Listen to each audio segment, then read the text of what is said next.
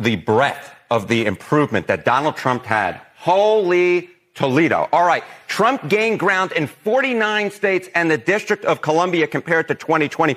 I went back through the record books. When was the last time a party gained in so many different places? You have to go all the way back to 1992 when Bill Clinton improved upon Michael Dukakis's performance in 49 states, plus the District of Columbia. The bottom line is no matter where you looked on the map, Kate Baldwin, no matter where you looked, Donald Trump was improving on where he did 4 years ago, except for Washington State. It is no wonder that at this particular point, he looks like he's going to be the first Republican to win the popular vote since George W. Bush back in 2004. And to pull that off, he gained ground with groups that Republicans do not generally count as part of their winning coalition, or really at all.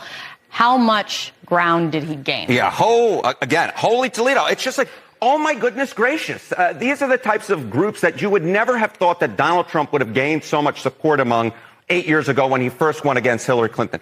Trump's was the best GOP showing among 18 to 29-year-olds in 20 years. You have to go all the way back to 2004. How about among black voters? It was the best performance for a Republican candidate for president in 48 years since Gerald Ford back in 1976. And among Hispanic voters, the exit polls only go back since 1972. But Donald Trump's performance on Tuesday was the best for a Republican presidential candidate in exit poll history. He literally goes all the way back through history and breaks history. This is what we're talking about, Kate Baldwin. Groups that you never thought that Donald Trump would do well among, even for a Republican candidate, that is what he did. If the 2016 election was about Donald Trump breaking through with white working class voters, this election was about breaking through and going to that Democratic coalition and tearing it apart. And it wasn't just what he did for his own support. It trickled down to helping the Senate and helping in the House. Yeah. So, a lot of talk this morning and this week is, the GOP is going to have a Senate majority. We don't know if the Republicans are going to have a House majority, but we think that that's the most likely to be the case. But I want you to look at the 2024 House GOP national vote showing. So this is the House popular vote.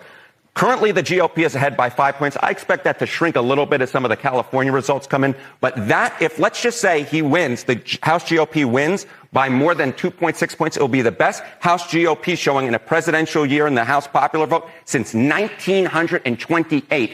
If there's any viewer out there who is that old, God bless you. But the bottom line is it was probably the best House GOP national vote showing during most of our viewers' lifetimes.